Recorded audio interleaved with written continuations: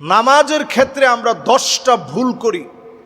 আসতে গিয়ে, নামাজে দাঁড়াতে গিয়ে, নামাজের কার্যাদি সম্পন্ন করতে গিয়ে 10টা ভুল করি। হাতে গোনা এই 10টা ভুল যদি আজকে থেকে আমরা ছেড়ে দেই, আজকে থেকেই নামাজের স্বাদ আপনি পাবেন। খুশু এবং খুদু, নামাজের ভিতরে বিনয় আসবে, মনোযোগ বেড়ে যাবে, ইহসানের দরজায় আপনি উপনীত হবেন। আপনার কাছে মনে হবে আমার মালিক প্রতিনিয়ত আমাকে দেখতেছে, ইবাদতটা সুন্দর করা লাগবে। বলেন আল্লাহু আকবার। 1 নম্বর যে ভুলটা আমরা করি নামাজের ভিতরে, সেটা হচ্ছে আসতে গিয়ে ভুল। আমরা নামাজে আসতে গিয়ে ইকামত হয়ে যাওয়ার পরে আমরা বড্ড তাড়াহুড়া করি যে নামাজে আমাকে প্রথম রাকাতটা পেতে হবে, দৌড়ায় অনেক সময় চলে আসি। নবী আলাইহিস সালাতু ওয়াস সালাম বলছেন, ইযা আদরাকতুমুস সালাহ ফাসাল্লু। নামাজের জন্য যখন আসবেন, যেইভাবে আপনি হাঁটে হেঁটে আসতেছেন, হাঁটার স্পিড বাড়াবেন না, যেভাবে আসতেছেন মোটামুটি একটা লেভেলে আসবেন। ওয়া ইযা ফাতাকুম ফাতিম্মু। যদি কোনো অংশ আপনার ছুটে যায়, ওইটা বাদ দিয়ে যে অংশ আপনি পেয়েছেন সে অংশ ইমামের সাথে পড়বেন, বাকিটা আপনি মাসবুক হিসাবে পরে আদায় করে নেবেন। 1 নম্বর ভুল হচ্ছে তাড়াহুড়া করে দৌড়ে এসে প্রথম রাকাত ধরার কোনো সুযোগ নেই, নিষিদ্ধ এটি। 2 নম্বর যে ভুল করি, প্রথম কাতার বাদ দিয়ে আমরা দ্বিতীয়, তৃতীয়, চতুর্থ কাতারে দাঁড়িয়ে যাই। প্রথম কাতারে এখনো জায়গা খালি আছে, এই খালি জায়গা রেখে দাঁড়ানোর কোনো সুযোগ আমাদের নেই। নবী সাল্লাল্লাহু আলাইহি সাল্লাম সাহাবায়ে কেরামের সামনে বয়ান করতেছেন, বয়ানের ভিতরে আল্লাহর হাবিব বলতেছেন, আলা উখবিরুকুম বিসাফিল মালাইকা। আমি কি তোমাদেরকে ফেরেশতাদের কাতার সম্পর্কে বলবো না?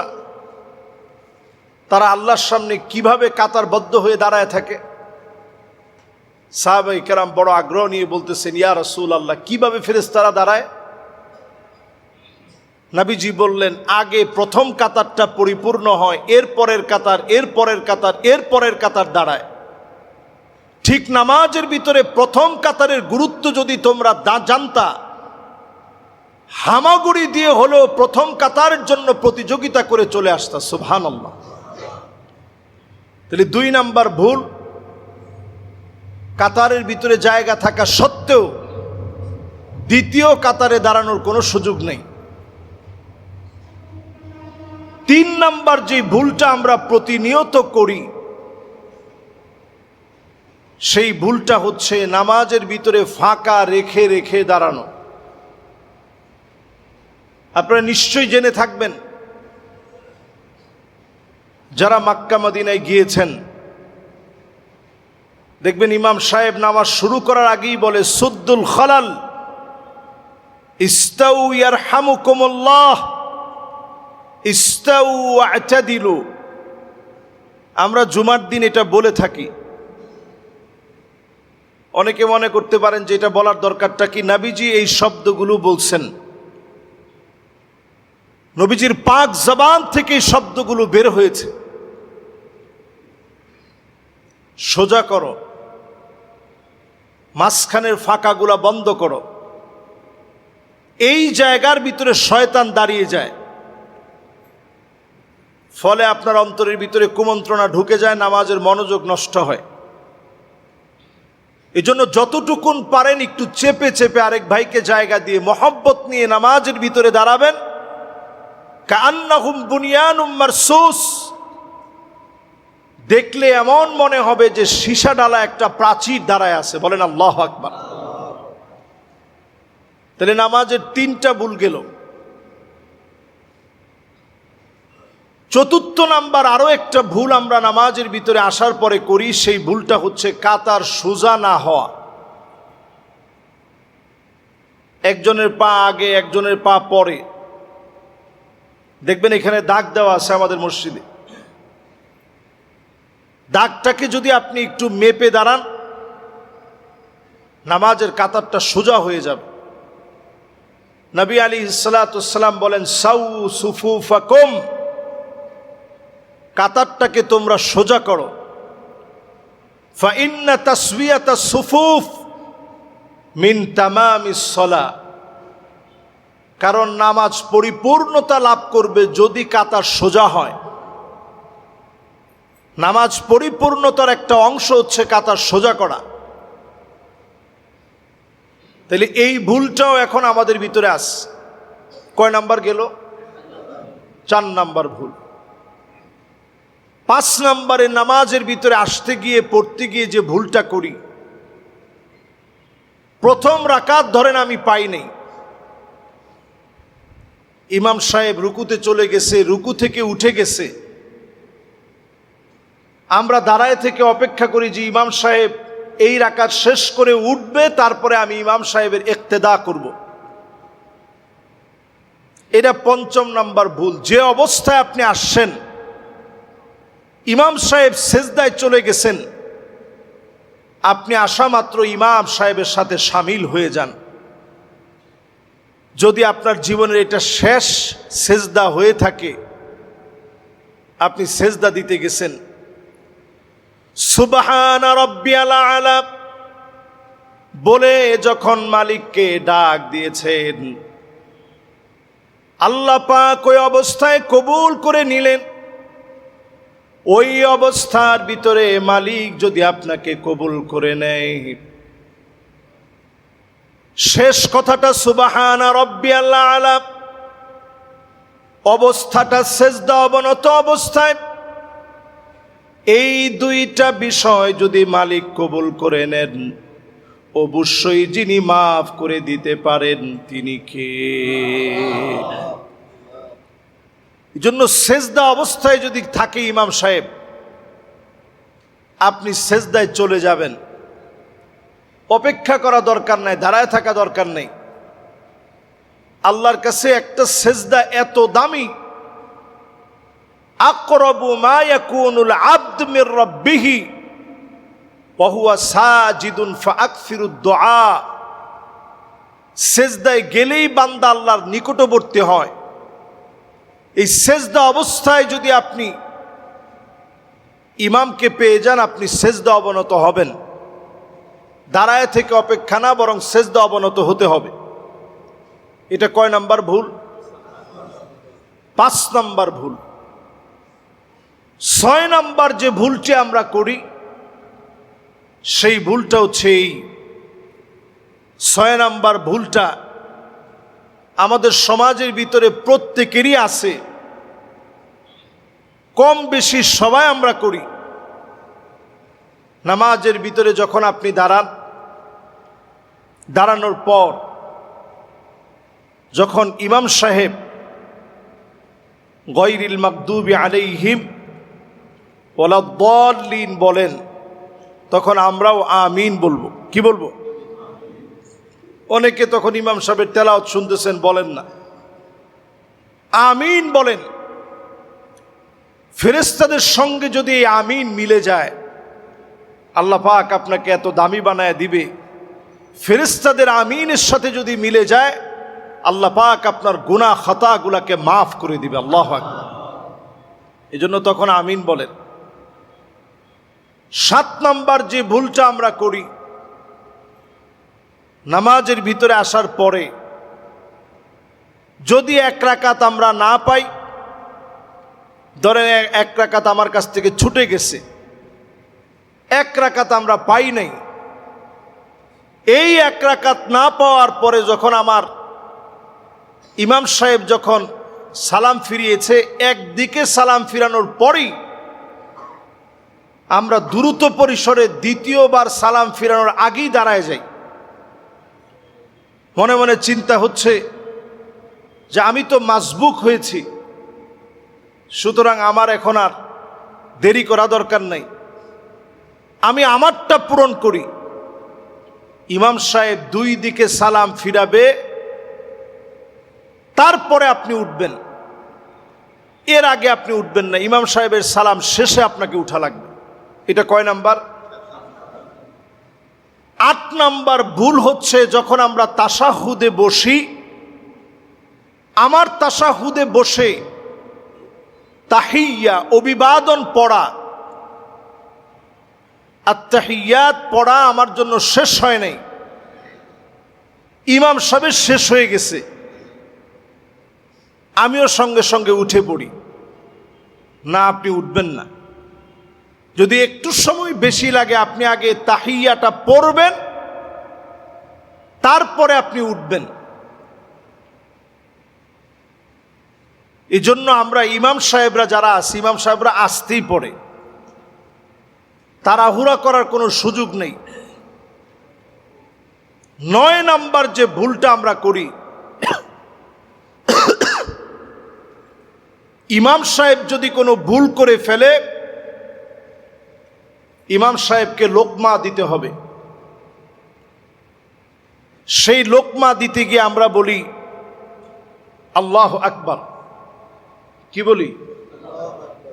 আসলে এই জায়গায় বলতে হবে সুবহানাল্লাহ। বলেন, কি বলতে হবে? সবাই বলেন, কি বলতে হবে? ইমাম সাহেব যদি কোনো ভুল করে ফেলেন নামাজের ভিতরে, তাহলে কি বলতে হবে?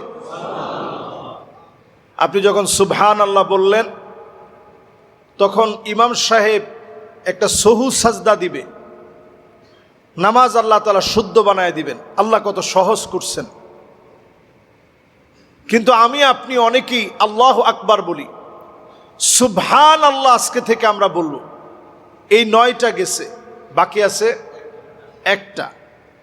এরপরে যে ভুলটা আমরা অনেকে করি, ম্যাক্সিমাম মুসল্লির ভিতরে এই ভুলটা থাকে, সেটা হচ্ছে ইমাম সাহেব যখন সালাম ফিরান তখন একটা ওয়াজিব আমরা মুক্তাদিরা তরক করি। সালাম যখন ফিরানো হয়, 4 ইমাম একমত, সালাম ফিরানোর সময় ইমাম সাহেব যখন সালাম ফিরাচ্ছেন, আসসালামু আলাইকুম ওয়া রাহমাতুল্লাহ, দৃষ্টি থাকবে কাদের দিকে? আপনি সাথে সাথে ইমাম সাহেবের সঙ্গে পড়বেন আসসালামু আলাইকুম ওয়া রাহমাতুল্লাহ। মোটামুটি আমার এখানে যারা মুসল্লিয়ানে কেরাম আছেন অনেকেই পড়েন। আপনারা যদি ছোট্ট আওয়াজেও পড়েন অসুবিধা নেই, হালকা আওয়াজেও পড়েন অসুবিধা নেই, খুব জোরে বলবেন না। কিন্তু একেবারে না পড়ে শুধু সালাম ফিরালে ওয়াজিব তরক হবে। এই ওয়াজিব তরক করলে নামাজের ভিতরে আপনি জানার পরেও নামাজ নষ্ট হবে। এই ভুলটা আমাদের ভিতরে আছে না নাই? এটাকে আপনারা সবাই বুঝছেন? যখন আমরা সালাম ফিরাই, সালাম ফিরানোর ক্ষেত্রে আমাদের নজর থাকবে কাদের দিকে? ইমাম সাহেব যখন উচ্চারণ করেছে আসসালামু আলাইকুম ওয়া রাহমাতুল্লাহ, আপনিও আস্তে করে বলেন আসসালামু আলাইকুম ওয়া রাহমাতুল্লাহ। এই ওয়াজিবটুকুন আদায় করা নামাজের জন্য অত্যন্ত জরুরি। এই 10টি বিষয় যদি নামাজিরা খেয়াল করে, নামাজ শুরু করার আগে যদি ছোট্ট একটা আমল করেন,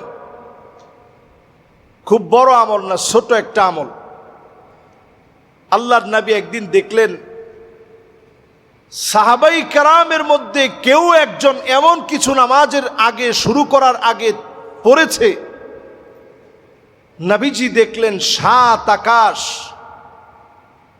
খুলে দিয়ে আল্লাহ রাব্বুল আলামিন অজর ধারায় রহমত গুলা নাজিল করে দিয়েছে। সুবহানাল্লাহ। আল্লাহর নবী অবাক হয়ে গেলেন।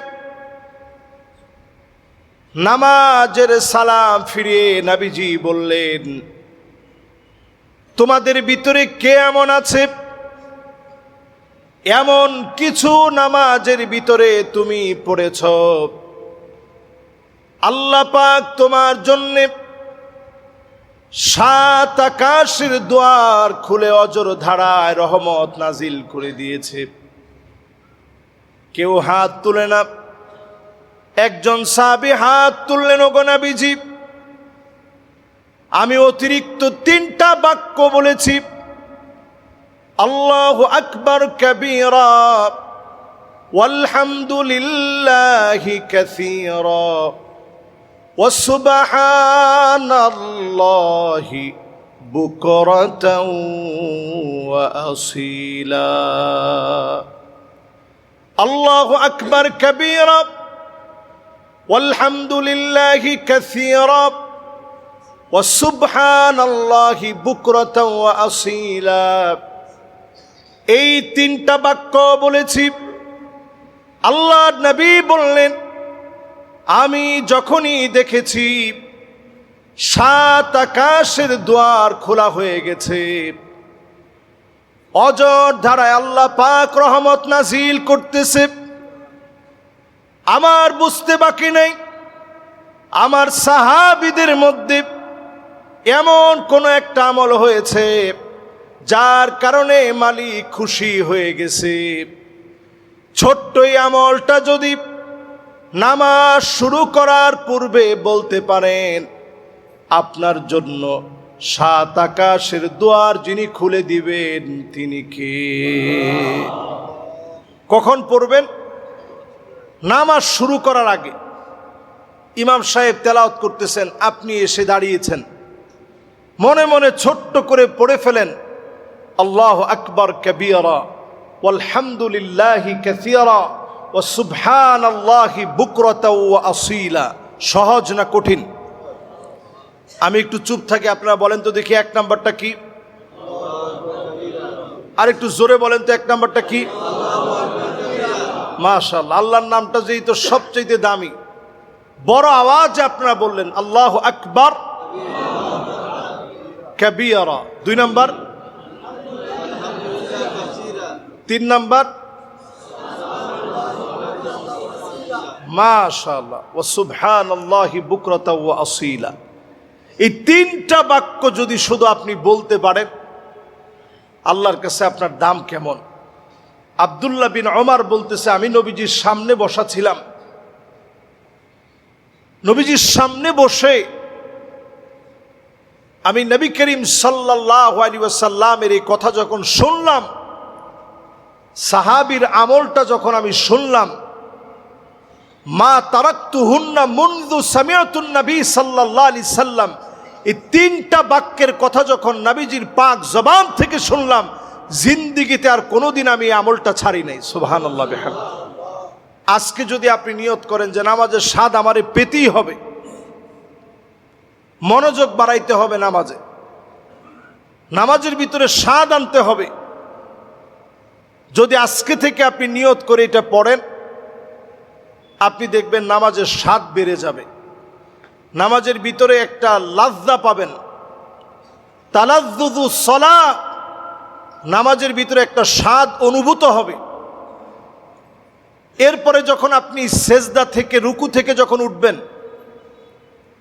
রুকু থেকে উঠার পরে আমরা প্রত্যেকেই জানি রব্বানা লাকাল হামদ হামদান কাসীরান তাইয়িবান মুবারাকান ফীহ।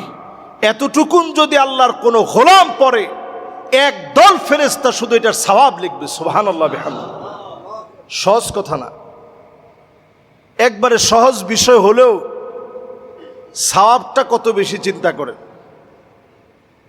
এরপরে নামাজে সেজদায় গেলেন, সেজদা অবনত হয়ে আপনি আল্লাহর কাছে এটা মনে নিয়ে সেজদায় যাবেন, আল্লাহ আমার আমিত্বকে এখন আপনার সামনে ধুলায় মিশিয়ে দিলাম, আমি বলে আর কোনো সত্তা নাই, পুরাটাই আল্লাহ আপনার জন্য বিসর্জন করে দিলাম, আমার কোনো অহংকার নাই, আমার কোনো আমিত্ব নাই, কোনো বড়ত্ব নাই, সবগুলোকে আল্লাহ আপনার সামনে সুপর্দ করে দিলাম, সারেন্ডার হয়ে গেলাম। আল্লাহ আমি অনেক গুনাহগার, আল্লাহ আপনার সামনে আমি সেজদা অবনত হলাম। এটা মনে করে যখন আপনি একটা সেজদা দিবেন, সেজদা থেকে উঠার পরে আপনি পড়েন আল্লাহুম্মা গফিরলি ওয়ারহামনি ওয়াহদিনি ওয়াআফিনি ওয়ারযুকনি। মুখস্থ আছে আপনাদের? এটা পড়বেন। ইমাম সাহেব পড়তে যদি একটু দেরি হয়, তাইলে আর আপনার কোনো কথা থাকবে না যে ইমাম সাহেবের এত দেরি হয় কেন। এই বিষয়গুলো সাহাবাই কেরাম পড়তেন। আমি আপনি যদি না পড়ি, আমাদের আমল তো এমনিই নাই, এই আমলগুলা যদি আপনি করেন, কি দোয়া পড়ছেন? আল্লাহুম্মা গফিরলি, আল্লাহ আপনি আমারে মাফ করেন। ওয়ারহামনি, আল্লাহ আপনি আমার উপরে রহম করেন। ওয়াহদিনী, আল্লাহ আপনি আমারে হেদায়েত দেন। ওয়াআফিনি, সমস্ত রোগ শোক বালা মুসিবত আল্লাহ আমার কাছ থেকে আপনি মুছে নেন, উঠায় নেন। ওয়ারজুকনি, আল্লাহ আপনি আমাকে রিজিক দান করেন। এই 5টা দোয়া এমন দোয়া, এরপরে আর দোয়া লাগে না, সব চলে আসে। নামাজের এক সেজদা থেকে উঠে আরেক সেজদার মাঝখানে এই দোয়াটা পড়লে আর তেমন কোনো দোয়া লাগে না, সব দোয়া চলে আসে। আল্লাহুম্মা গফিরলি ওয়ারহামনি ওয়াহদিনী ওয়াআফিনী ওয়ারজুকনি। এই 5টা যদি আগে পরে হয় কোনো অসুবিধা নেই। এই 5টা দোয়া আপনি পড়তে শিখেন, সব দোয়া চলে আসে। এরপরে যখন নামাজের ভিতরে দাঁড়াবেন, এমনভাবে নিয়ত করে দাঁড়াবেন। আমরা নিয়ত করি নাওয়াইতু আন উসাল্লি লিল্লাহি তাআলা, এই নিয়ত না, আপনি নিয়ত করে দাঁড়াবেন যে আল্লাহ আজকের নামাজ আমার জীবনের শেষ নামাজ হতে পারে। যদি আমার জীবনের শেষ নামাজ হয়, আল্লাহ সেজদা অবস্থায় আল্লাহ আপনি আমারে নিয়ে নিন। যদি সেজদা দিতে দিতে আপনি চলে যেতে পারেন, আল্লাহর হাবিবের কাছে সাহাবাই কেরাম প্রশ্ন করলেন, নবী কেমনে বুঝবো যে আল্লাহ আমারে অনেক ভালোবাসে? এটা বুঝবো কেমনে? নবী করিম সাল্লাল্লাহু আলাইহি ওয়াসাল্লাম বলছেন, বুঝার জন্য, আল্লাহ যে তোমারে ভালোবাসে এটা বুঝার জন্য, আইয়ুওয়াফিকাহু বিআমালিন সালিহিন ক্বাবলা মাউতিহি, মৃত্যুর আগে আল্লাহ তোমারে কোনো একটা ভালো কাজ করাবে, ওই অবস্থায় আল্লাহ রাব্বুল আলামিন তোমারে মৃত্যু দিবে। বলেন আল্লাহু আকবার।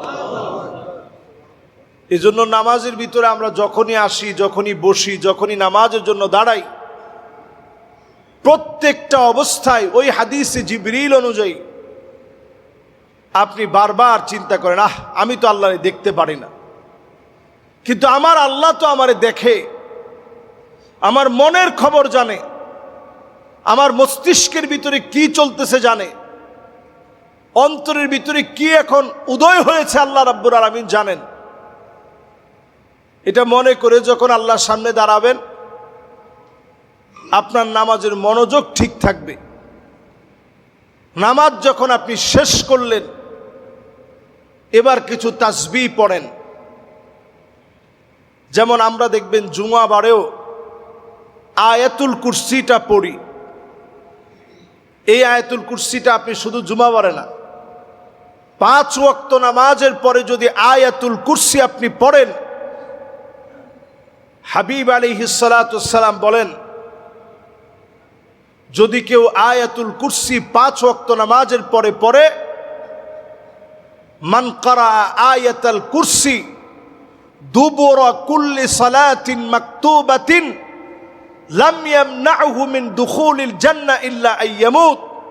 কেউ যদি আয়াতুল কুরসি 5 ওয়াক্ত নামাজের পরে পড়ে, ওই লোকটার মাঝখানে আর আল্লাহর জান্নাতের মাঝখানে কোনো ফাটল থাকে না, কোনো বাধা থাকে না। 2টা চোখ বন্ধ হতে দেরি হবে, আল্লাহর জান্নাত পেতে দেরি হবে না। শুধু পার্থক্য হচ্ছে মৌতের। আপনি দুনিয়া থেকে যাবেন, আল্লাহ আপনার সান্নিধ্য পেতে চাবে। এরকম মুবারক আমলগুলো খুব কঠিন না, কিন্তু সওয়াব অনেক। প্রতিদিন আমরা যারা চলতেছি, হাঁটতেছি, ফিরতেছি, প্রতিদিন চলার পথে সুবহানাল্লাহি ওয়া বিহামদিহি মাত্র 100 বার পড়া।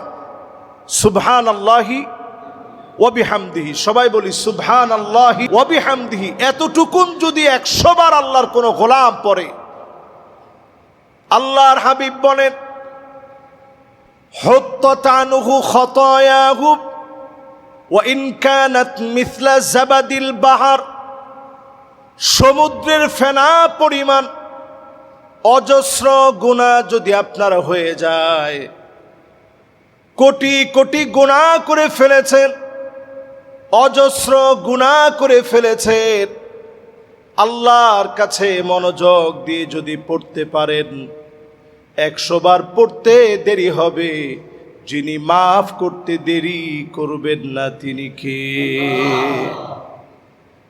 এরপরে আমি আপনি যদি প্রতিদিন 100 বার ইস্তেগফার পড়ি, আল্লাহ পাক আপনাকে আমাকে মাফ করে দিবেন।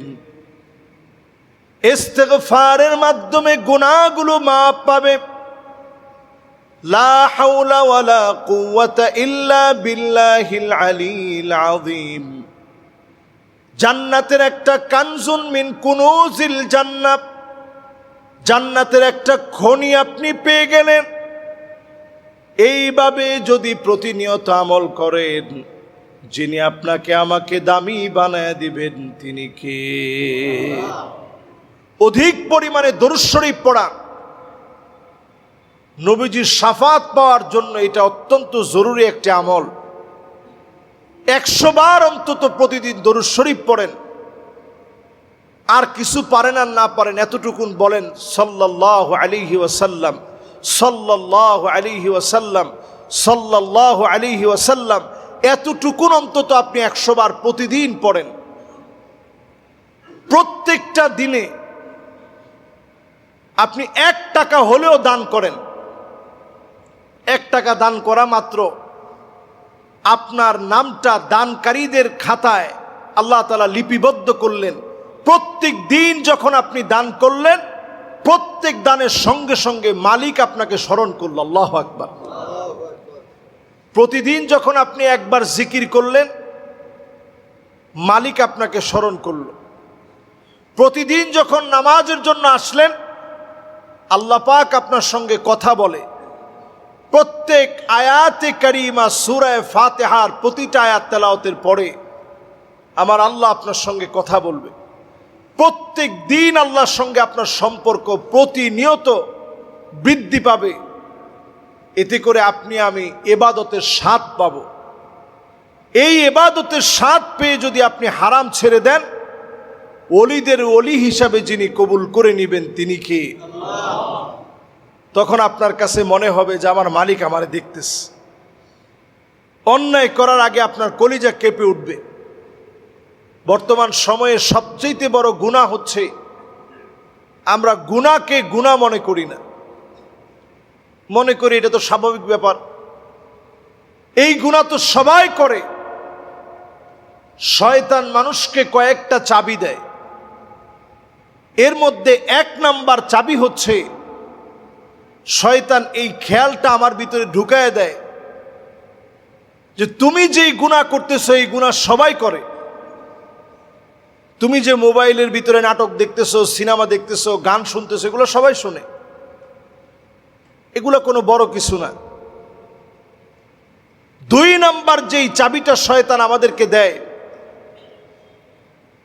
সেই চাবিটা হচ্ছে এই, তুমি তোমার ইবাদতের খবর আরেকজনকে জানায়া দাও। এটা যখন শয়তান এই চাবিটা দিয়ে দেয়া সফল হয়ে যায়, তখনই আমরা রাস্তায় হেঁটে হেঁটে বলি যে বাপরে বাপ, একটা লোক নামাজে আসে না, শুধু আমি ফজরে আসি।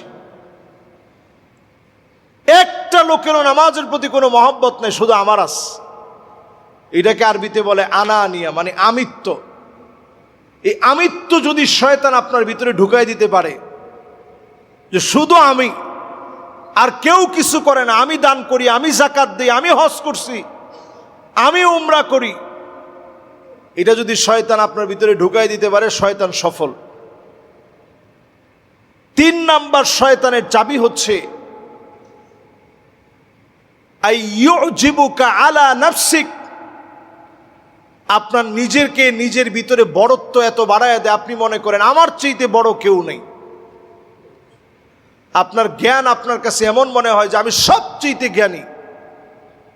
আপনার আমল আপনাকে এমন জায়গায় পৌঁছায় দেয়, আপনার কাছে মনে হয় আমার আমল সবচেয়ে বেশি। এর দ্বারা আপনার আমল ধ্বংস হয়ে যায়। আজকের এই জুমাতে ইবাদতের স্বাদ, নামাজের ভিতরে যে 10টা ভুল আমরা করে ফেলি, এই 10টা ভুল থেকে সতর্ক হওয়ার লক্ষ্যে যতগুলো কথা বললাম, বিমাশিয়াতিল্লাহি তাআলা ওয়া বিতৌফিকিহি, আল্লাহ পাক আমাদের এই কথাগুলোর উপরে আমল করার তৌফিক দান করুক, পড়েন আমিন। আল্লাহ রাব্বুল আলামিন নামাজের স্বাদ আমাদেরকে দান করুক, পড়েন আমিন।